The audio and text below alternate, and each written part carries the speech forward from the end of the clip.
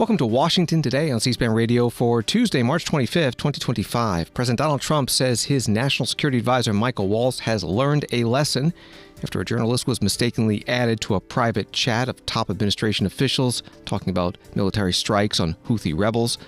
And the president said no classified material was released. That journalist, Jeffrey Goldberg of The Atlantic, says he may be open to releasing more of the chat transcripts to show what he says were detailed military plans. And two of the officials on the call, Director of National Intelligence Tulsi Gabbard and CIA Director John Ratcliffe, testified today before the Senate Intelligence Committee. White House announces that Russia and Ukraine have agreed to a ceasefire in the Black Sea. Mike Huckabee, nominee for U.S. Ambassador to Israel at a Senate Foreign Relations Committee hearing, is asked about the war in Gaza and his past statements supporting Israeli settlements in the West Bank. House Speaker Mike Johnson and the Senate Majority Leader John Thune talk about budget reconciliation negotiations between them over what parts of the Republican agenda, especially the scope of tax and spending cuts, will go into the final bill. And the Social Security Commissioner nominee, Frank Bisignano, goes before the Senate Finance Committee promising to improve customer service and question about whether there will be cuts in Social Security to offset a planned extension of tax cuts. NBC News reporting that President Donald Trump stood by his National Security Advisor Mike Waltz after the Atlantic's editor-in-chief was accidentally added to a private high-level chat on the messaging app Signal, where military plans were being discussed. Michael Waltz has learned a lesson, and he's a good man, Trump said Tuesday in a phone interview with NBC News. When asked what he was told about how Goldberg came to be added to the Signal chat, Trump said it was one of Michael's people on the phone. A staffer had his number on there. Trump said Goldberg's presence in the chat had no impact at all on the military operation. The president expressed confidence in his team, saying he was not frustrated by the events leading up to the Atlantic story. The situation, Trump said, was the only glitch in 2 months, and it turned out not to be a serious one. That was from NBC News. President Trump and the National Security Advisor Michael Waltz were asked about this during a White House meeting on a different subject, a roundtable with U.S. ambassador nominees. But then reporters asked some questions. Mr. President, are you going to change any of the practices that your national security officials used after a reporter was inadvertently added to a group chat about attacks on Yemen? Well, I think it's a question I've been asked now, and I've given a few answers, and they've all been the same. We have an amazing group. Our national security now is stronger than it's ever been. We have had a very, very successful, numerous attacks on that area. These are people that shoot down ships, not only our ships, ships all over the world. They're shooting down right out of the water and damaging them badly, or they're going down. They're also shooting anything that happens to be flying in the area. We hit them very, very hard. There was no classified information, as I understand it. They used a app, if you want to call it an app, that a lot of people use, a lot of people in government use, a lot of people in the media use. And I think I'll ask Mike. Mike is here. Do you want to respond to that, please? Yes, Mr. President. You asked about lessons. I think there's a lot of journalists in this city who have made big names for themselves, making up lies about this president, whether it's the Russia hoax or making up lies about Gold Star families. And this one in particular, I've never met, don't know, never communicated with, and we are looking into and reviewing how the heck he got into this room. But I'll tell you what, the world owes President Trump a favor. Under Biden, global shipping was shut down. Pinprick attacks, months between them, our destroyers being fired upon dozens of times. President Trump took decisive action with his national security team, took out the head missileer, knocked out missiles, knocked out headquarters, knocked out communication sites. And for once, as we hear, as you all hear from every one of our allies, thank God for American leadership again. Thank God for American strength. You're welcome, world.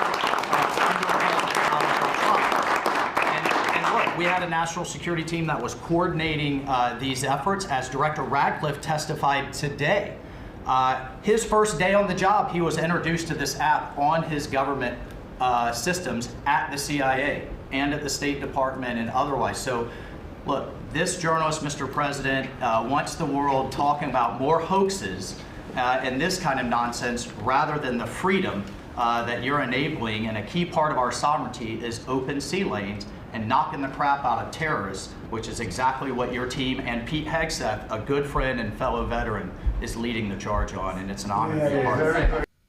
National Security Advisor Michael Waltz with President Trump at the White House. The White House put out a statement today that begins, Democrats and their media allies have seemingly forgotten that President Donald J. Trump and his national security team successfully killed terrorists who have targeted U.S. troops and disrupted the most consequential shipping routes in the world.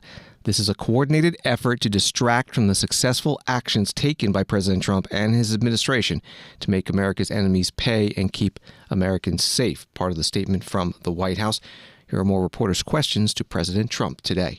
Would it ban the president of senior officials using signal Do I moving plan to forward? ban who? The use of signal to communicate from senior officials, Well, I don't know anything about Signal. I wasn't involved in this, but I just heard about it.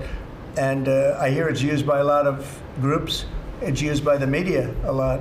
It's used by a lot of the military, and I think successfully. But sometimes somebody can get onto those things. That's one of the prices you pay when you're not sitting in the Situation Room with no phones on, which is always the best, frankly. But the best is to be there. In fact, oftentimes I've been in fact, just last week I was in the Situation Room on something very important. And we had a couple of people hooked up by line, and I said, cancel the line. Sorry, fellas, what you do is we'll tell you all about the meeting, because I know people do get on those lines, whether it's Signal or anything else. Yeah. So are you going to change any procedures as a result of this? Well, I mean, look, we look at everything, and, they've made a big deal out of this because we've had 2 perfect months. We are bringing in business. We have another one announced tomorrow, a big one, very big. Like in the history of our country, nobody's ever seen anything like it. And I think probably a lot of people are saying they started by saying it was the greatest first month that a president has ever had, and I think that's true. And now they say it's the best second month, and they had to find something. And this certainly will look at this, but the main thing was nothing happened. The attack was totally successful. It was, I guess, from what I understand, took place during. And it wasn't classified information. So this was not classified. Now, if it's classified information, it's probably a little bit different. But I always say you have to learn from every experience. I think it was very unfair the way they attacked Michael. He's a good person. The person that was on just happens to be a sleazebag, so maybe that's just coincidence. I don't know. But you are going to conduct Would an it be investigation. a problem if Mr. the President? Atlantic released all the text messages if they're not classified? Well, I don't know. I'd have to ask the military about that because, maybe you wouldn't want that. I don't know. I will say this, that from what I heard, the man that we're talking about, who's not somebody that I don't think most people have ever heard of, he found it very boring and he left early. He got off the line very early. So I can't speak to it other than that. So he's made up a lot of stories, and I think he's basically bad for the country. But it's a failing venture, very failing venture. They're very upset, and a thing like this is publicity for them. But I don't think we should allow people that are very good, like that man sitting right at the end of the table who's done a great job. We shouldn't allow them to be hurt by it. President Donald Trump at the White House with National Security Advisor Michael Waltz and a roundtable with U.S. ambassador nominees after they introduced themselves. Press were given the opportunity to ask questions, and they focused on this issue of the group chat. The reporter in question, Jeffrey Goldberg, editor-in-chief of The Atlantic, was interviewed today by Tim Miller on the Bulwark podcast. If the White House, now the Secretary of Defense and the White House press secretary have said you're lying, have said there are no war plans there, have said there's no classified information, so the obvious question is, shouldn't you now demonstrate it? Shouldn't you publish the text? No, because they're wrong. They're wrong. But how can you prove that you're wrong? Maybe should you provide them to the House and Senate Special Committees on Intelligence, maybe? I don't know. Wow. Well, you want to become my lawyer? I'm throwing this out there, Jeff. I don't know. I mean, look, the White House press secretary an hour ago said I feel like no. I mean, I obviously, let me just put it this way: my colleagues and I, and the advice that and the people who are giving us advice on this have some interesting conversations to have about this. Yeah. But just because they're irresponsible with material doesn't mean that I'm going to be irresponsible with this material. And you know what? I could, whatever. I mean, you've had a long history, as I have, with dealing with them. And at moments like this, when they're under pressure because they've been caught with their hand in the cookie jar or whatever, you know, they will just literally say anything to get out of the moment, to get out of the jam. And that's okay. I get it. I get the defensive reaction. And but here's the thing. My obligation, I feel, is to the idea that we take national security information seriously. And maybe in the coming days I'll be able to let you know that, okay, I have a plan to have this material vetted publicly. But I'm not going to say that now, because there's a lot of conversations that have to happen about that. Makes sense. And all of my inclinations, as you can tell, including withholding the name of the CIA undercover officer, all of my inclinations are, I have a pretty clear standards in my own behavior of what I consider information that I consider to be in the public interest, even if it's technically classified or not, information that's in the public interest and information that's not in the public interest. And I'm just going to I'm sticking to my principles here. Jeffrey Goldberg, editor-in-chief of The Atlantic, on the Bulwark podcast today with Tim Miller. Story from Reuters. The Trump administration sought on Tuesday to contain the fallout after a magazine journalist disclosed he had been inadvertently included in a secret group discussion of highly sensitive war plans, while Democrats called on top officials to resign over the security incident. Director of National Intelligence Tulsi Gabbard and CIA Director John Ratcliffe, both of whom were in the chat, testified before the Senate Intelligence Committee that no classified material was shared in the group chat on Signal, an encrypted commercial messaging app.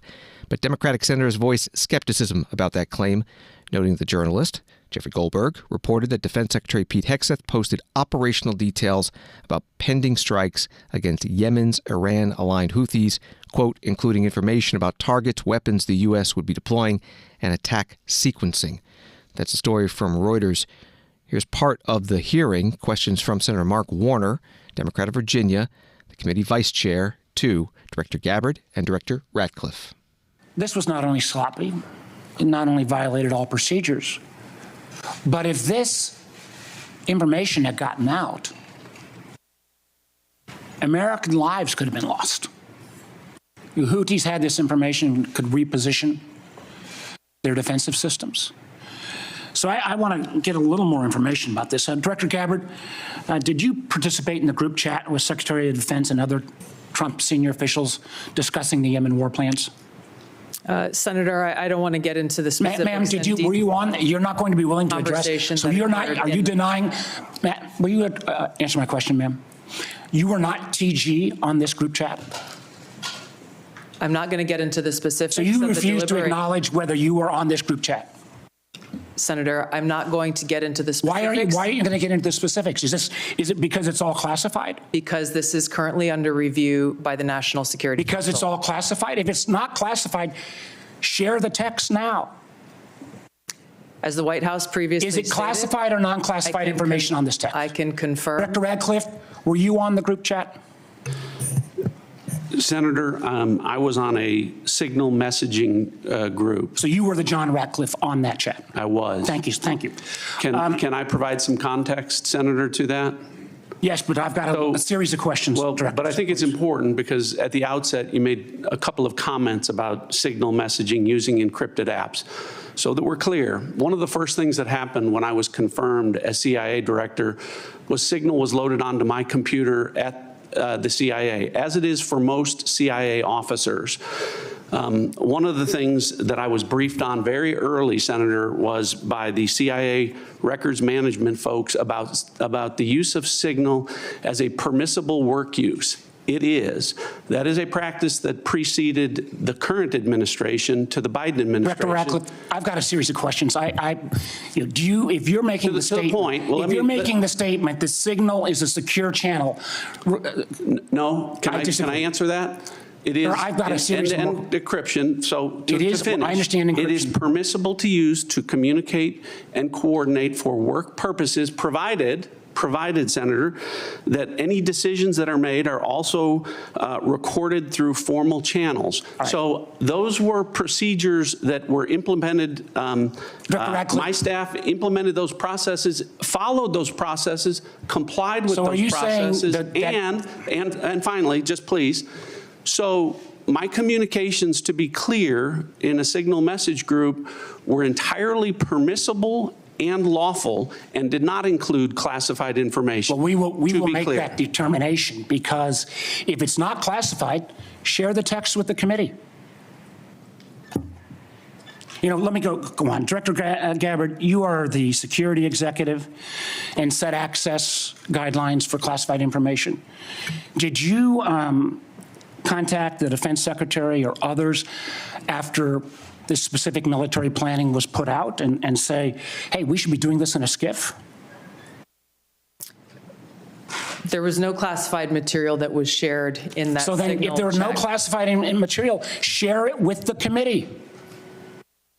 You can't have it both ways. These are important jobs. This is our national security. Bobbing and weaving and trying to, filibuster your answer. So please answer the question. If this was Director Gabbard, if this was a rank and file intelligence officer who did this kind of careless behavior, what would you do with them? Senator, I'll reiterate that there was no classified material that was shared in that signal. If there's no classified materials, share.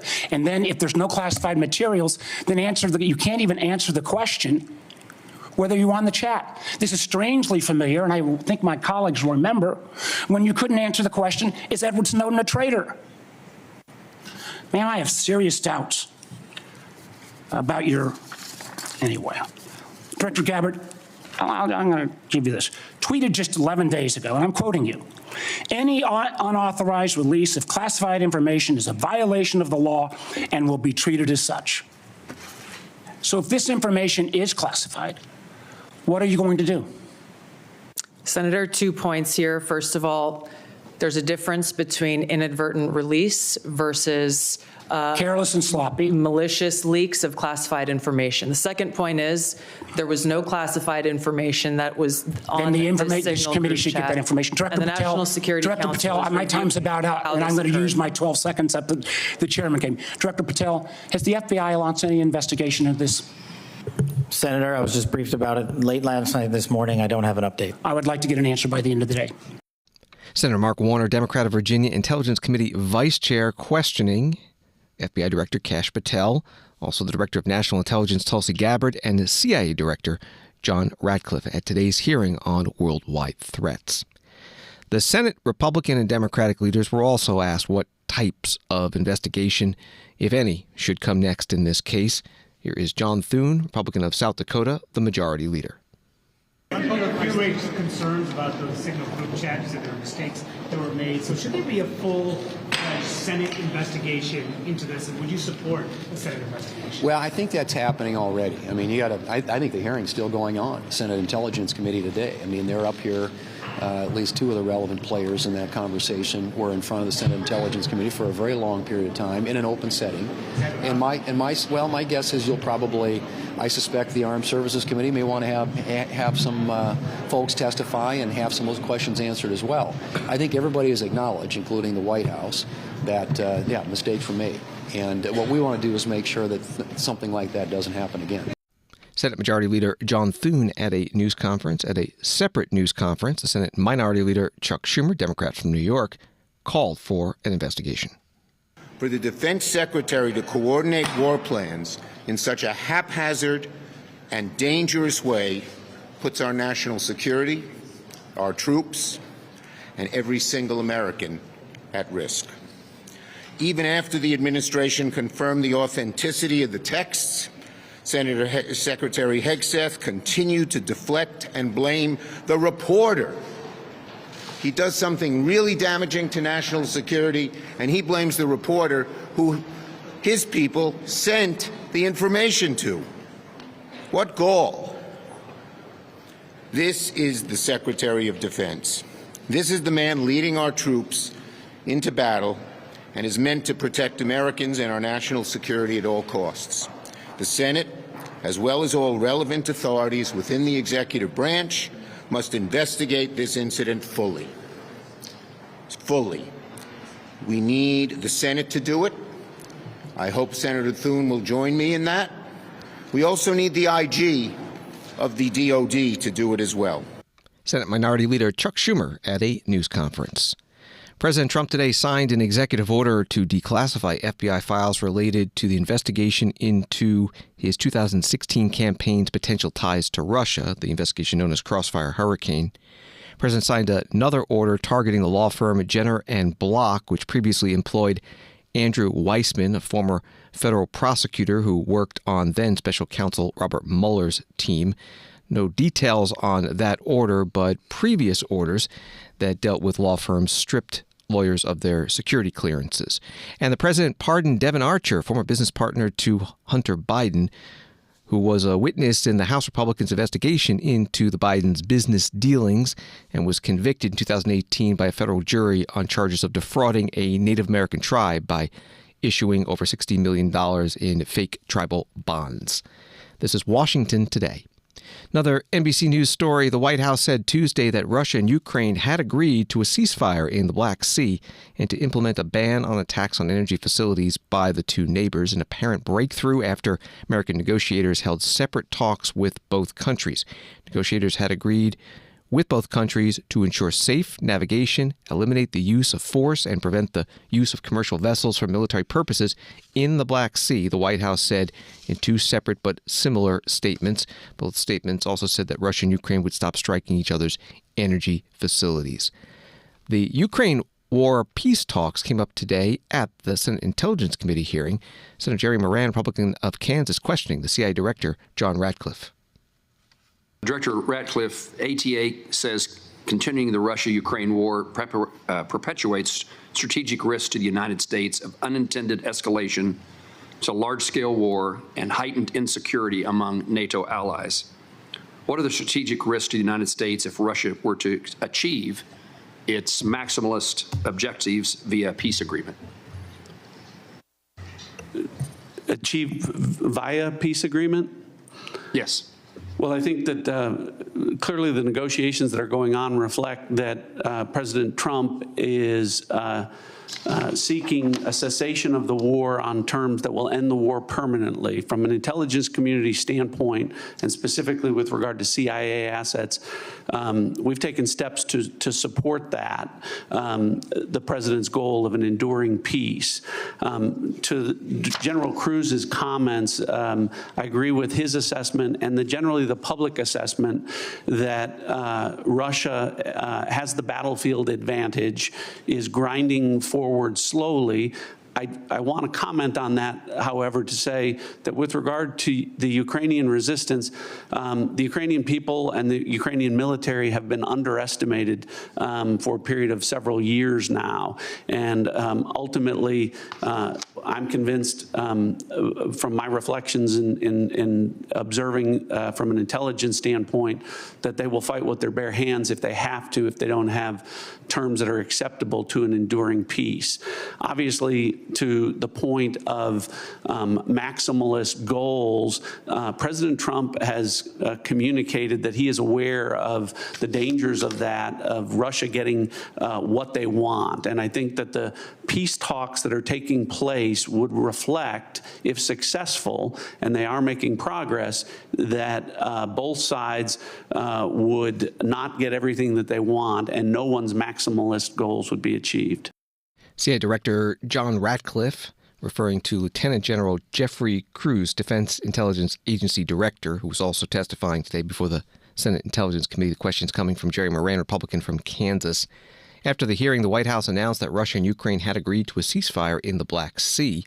And CNN reports the White House said the U.S. would help restore Russia's access to the world market for agriculture and fertilizer exports, lower marine insurance costs, and enhance access to ports and payment systems for such transactions. This could indicate a willingness by the U.S. to lift some of the strict economic sanctions imposed on Russia after Moscow launched its unprovoked full-scale invasion of Ukraine in February 2022. That was from CNN. From Associated Press, Mike Huckabee, President Donald Trump's nominee for U.S. Ambassador to Israel, attempted to distance himself Tuesday from his past controversial statements about the conflict between Israel and the Palestinian people, pledging on Capitol Hill to carry out the president's priorities, not mine. Trump nominated Huckabee, a well-known evangelical Christian and vehement supporter of Israel, to take on the critical post in Jerusalem days after he won re-election on a campaign promise to end the now 17-month war in Gaza. But after a brief ceasefire, U.S. and Arab mediators are now struggling to get a ceasefire deal back on track after Israeli forces resumed the war last week with a surprise wave of deadly airstrikes. That was the reporting from Associated Press.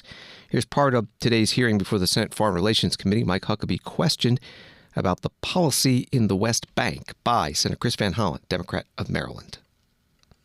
We have a Palestinian family on the West Bank today. They own the land they're on. My question to you is, do you agree that it would be wrong for a Jewish settler to push that family off their land? Yes or no? If we're talking about stealing the land, taking it away from them, their land, yes. that's a problem. If you're talking about purchasing the land, that's a legitimate transaction that...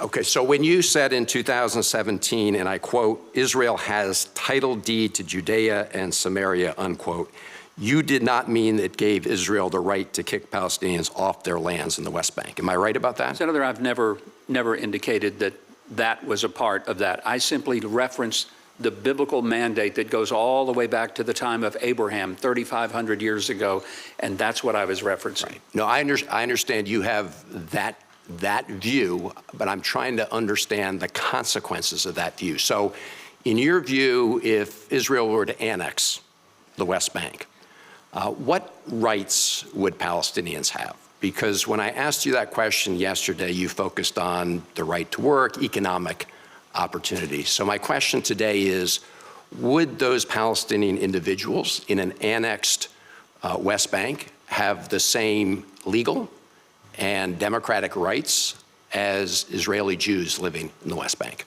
Annexation does not mean displacement of people. No, I'm not asking about displacement right now. I'm Senator, asking if they remained there, would they have equal rights to Israeli Jews living on the West Bank? There would be security. There would be opportunity. That's not what I'm asking. Okay. You know that.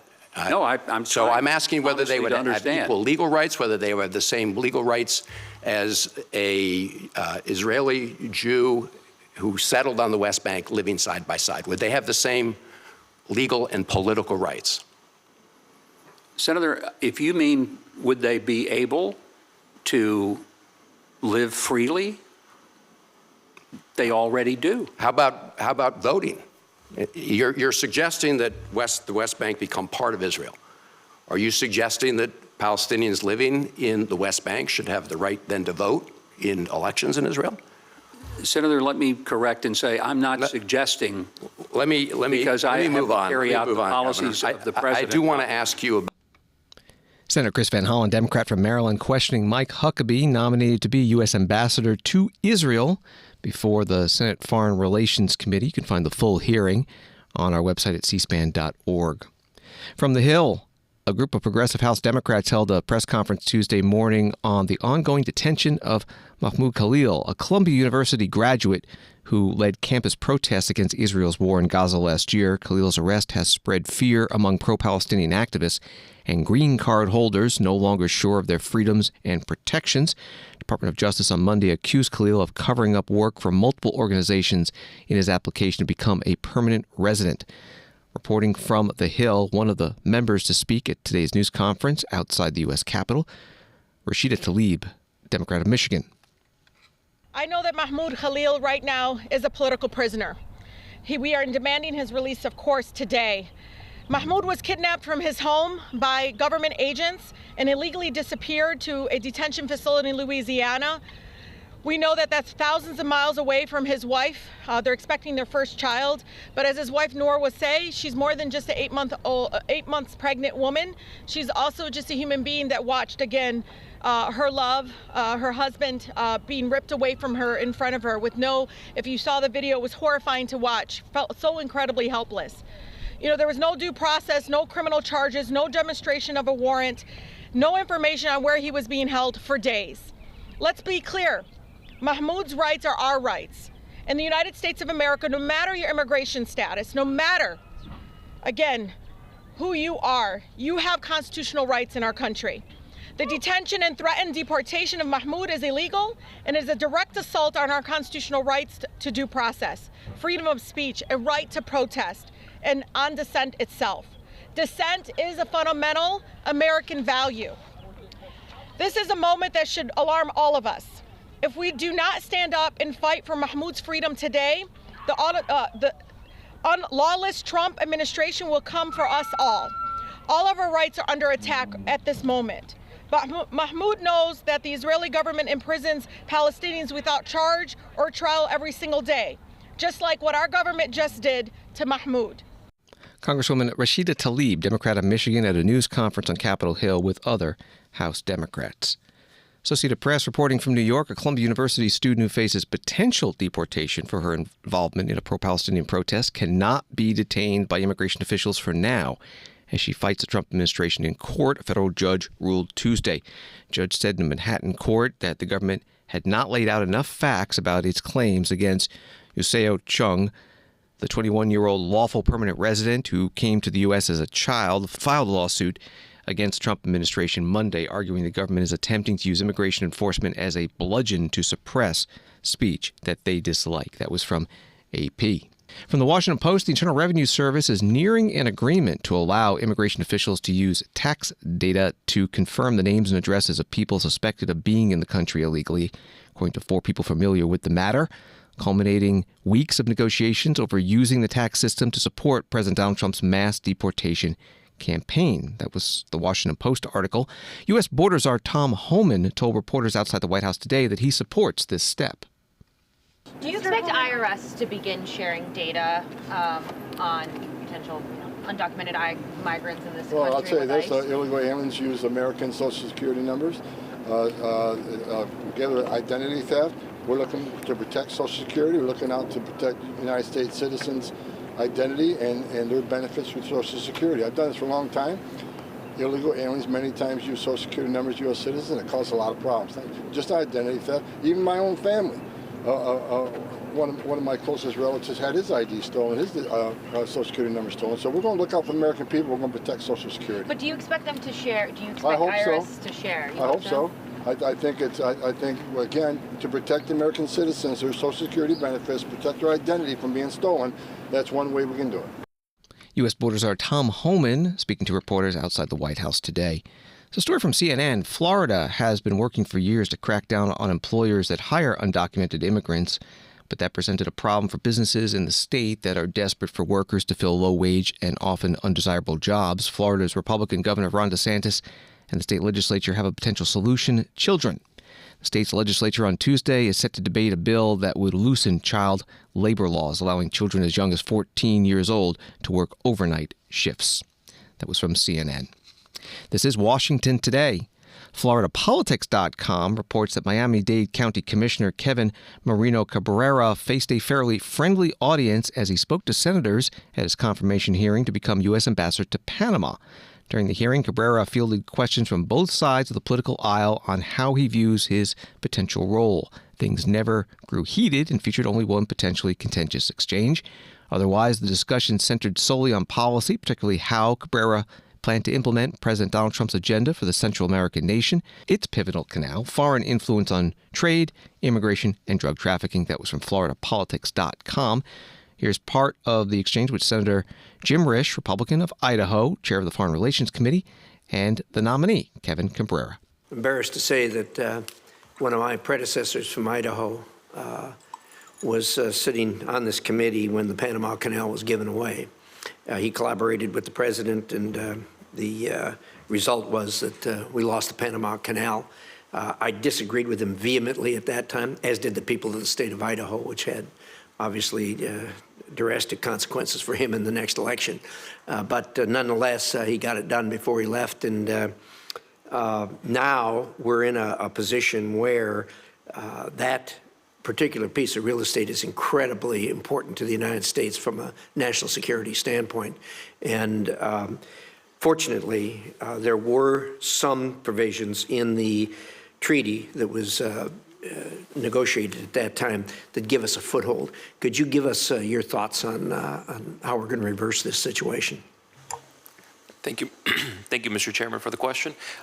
I think President Trump and Secretary Rubio, during his trip to Panama, his first trip abroad, which I think goes to show the importance of this issue to both Secretary Rubio and to the department, he articulated that he felt that the neutrality portion of the treaty, Article 4, might be in violation. And I think he's made great strides, is what I will say, during these past 60 days, in which we've seen Panama be the first country to enter the Belt and Road Initiative and be the first country to exit in Central America. We've seen them also, the potential sale that's moving forward with the C.K. Hutchison to American companies. Again, I think we've made great strides in these first 60 days, and I'm optimistic that we can continue this. I look forward to, if confirmed, working with this committee, working with Secretary Rubio, working with President Trump to continue to make those strides. But one thing I'll add is it's not just the Chinese influence in the canal. We've seen it in all sorts of facets of their society, right? You look at the city of Colón that's received, traffic cameras and streetlight cameras from the Chinese government. Where is the cloud being stored? Who has access to this, right? You look at some of the cranes in Manzanillo Port, which again are Chinese. Do they have access to the technology behind these cranes? As a county commissioner, we have oversight over the port and the airport. And I'll tell you, we face similar questions when we put out to bid cranes at our ports, as to what, security issues might come with.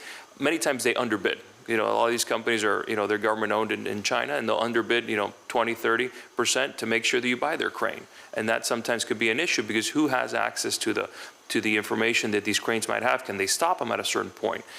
Again, it raises all sorts of concerns, but I will say that what I am optimistic is to the great progress that Secretary Rubio has made along with President Trump in these first 60 days. But it is a real concern that they articulate regarding the Chinese influence in the canal. But I would say that, again, it doesn't just extend to the canal, but to society and I think also the Western Hemisphere. Kevin Cabrera, nominated for U.S. Ambassador to Panama, questioned by Senator Jim Risch, Republican of Idaho, chair of the Foreign Relations Committee, at today's confirmation hearing. From Axios, Vice President J.D. Vance said Tuesday he's joining his wife Usha Vance on a trip to Greenland later this week, though the White House changed the course of the visit. The Second Lady's trip, which was scheduled as President Trump made clear his desire to take over the island, set U.S. allies on edge and drew repeated rebukes from Greenlandic and Danish officials. The White House said Tuesday the vice president and his wife will travel to the space base in Greenland to receive a briefing on Arctic security issues and meet with U.S. service members. That's in lieu of the Second Lady's previously announced visit to Greenland's national dog sled race. Reporting from Axios, Vice President Vance put out this video. Hey guys, it's J.D. Vance, the vice president, and there was so much excitement around Usha's visit to Greenland this Friday that I decided that I didn't want her to have all that fun by herself, and so I'm going to join her. I'm going to visit some of our guardians in the Space Force on the northwest coast of Greenland and also just check out what's going on with the security there of Greenland. As you know, it's really important. A lot of other countries have threatened Greenland, have threatened to use its territories and its waterways to threaten the United States, to threaten Canada, and of course to threaten the people of Greenland. So we're going to check out how things are going there. And I say that speaking for President Trump, we want to reinvigorate the security of the people of Greenland because we think it's important to protecting the security of the entire world. Unfortunately, leaders in both America and in Denmark, I think, ignored Greenland for far too long. That's been bad for Greenland. It's also been bad for the security of the entire world. We think we can take things in a different direction, so I'm going to go check it out. Vice President J.D. Vance posting that video. Washington Today continues in a moment. Democracy. It isn't just an idea. It's a process shaped by leaders elected to the highest offices and entrusted to a select few with guarding its basic principles. It's where debates unfold, decisions are made, and the nation's course is charted. Democracy in real time. This is your government at work. This is C-SPAN, giving you your democracy unfiltered.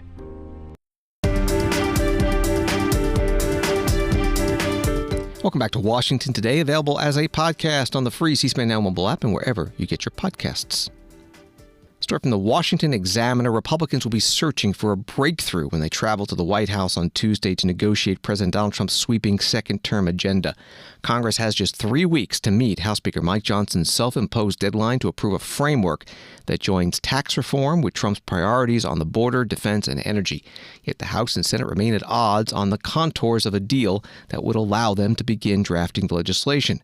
Congressional leaders must decide on the level of cuts to safety net programs such as Medicaid, and if there's enough GOP support to hike the debt ceiling in reconciliation, a budget process that allows Republicans to sidestep the Senate filibuster. At the same time, there are serious questions over whether all of the president's tax priorities can fit into the bill without an accounting trick that may or may not pass parliamentary muster. The White House will host the Big Six on Tuesday to hash out those differences. This is the first working session since lawmakers returned from a week-long recess. The meeting will bring congressional leaders and their top tax writers together with Treasury Secretary Scott Bessent and Trump's chief economic advisor, Kevin Hassett. That was from the Washington Examiner. Speaker Mike Johnson, Republican of Louisiana, spoke about it at today's news conference. Do you think that the Senate's dragging their feet on reconciliation? Do you think they need to kind of speed things up and hurry up? Well, look, I'm going to say this, and I've been saying this consistently, and I believe it. There's no daylight between House and Senate Republicans. We are one team. I speak with Leader Thune about this constantly, and with individual members of the Senate over there. We're all united on the mission, and there's been different ideas about how to complete the mission, but I think it's all coming together now. This week will be pivotal. We have a big meeting at the White House later today with the leaders in both chambers, Republican leaders, to unite and get this thing done.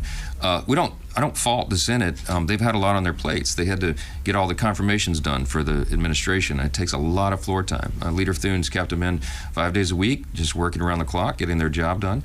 But we began in the House. We have a bit of an advantage over the Senate because we began this a long time ago. In fact, it was a year ago in March that we first got the committee chairs together and said, start working on your reconciliation bill priorities. We knew that we would come to unified government. We were convinced that President Trump would win and that we would have the Senate and the House, and we wanted to be prepared to lead. We put together the playbook, as you've all heard me talk about so many times, and we did all that work. It took a lot of time, many, many months to get us to where we are. The Senate is a little bit behind pace, not because they weren't working hard, but because they were just engaging in other things.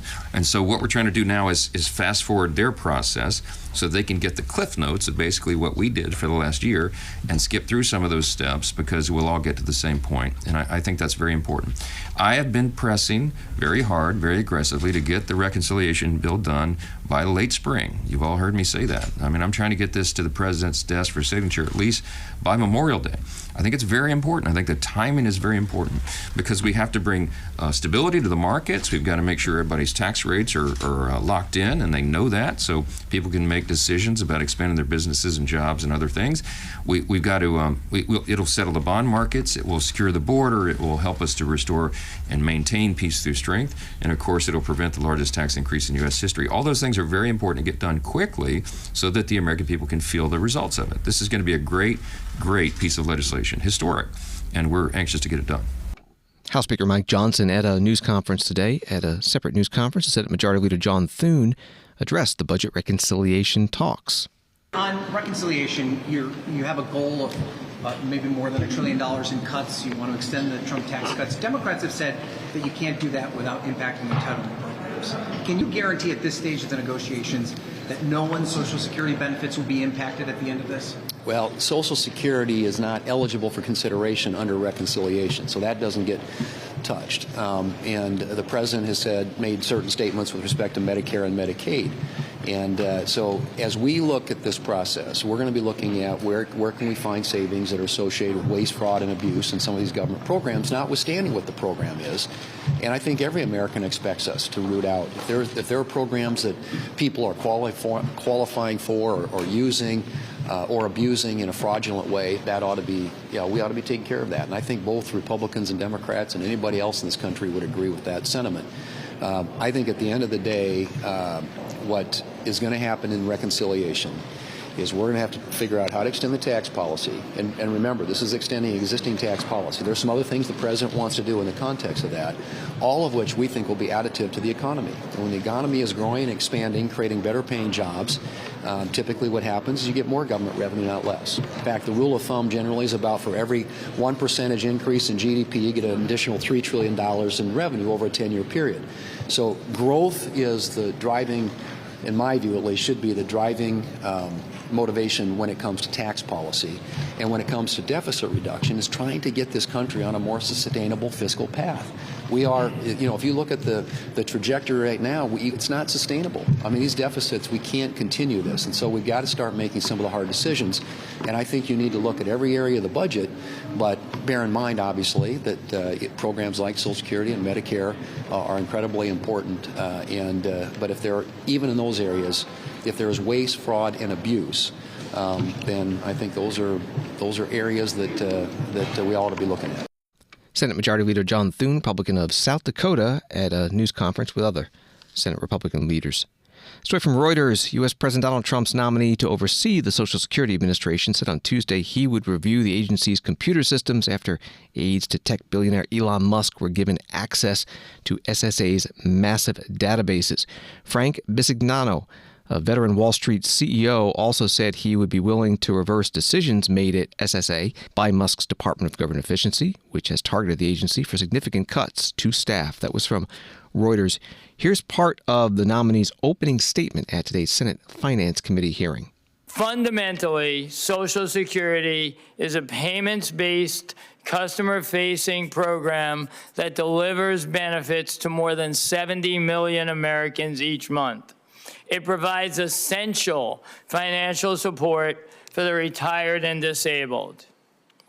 We will meet beneficiaries where they want to be met, whether in person, in field offices, on the web, or on the phone. On the phone, I'm committed to reducing wait times and providing beneficiaries with a better experience. Waiting 20 minutes plus to get an answer will be of yesteryear. I also believe we can significantly improve the length of the disability claim process. Importantly, I think a 1% error rate based on the Inspector General report is 5 decimal places too high. We'll get the error rate down and be more accurate in payments. Working in collaboration with the men and women of Social Security Administration and you in Congress, we will better serve the American people. Finally, at the core, this is a bipartisan job.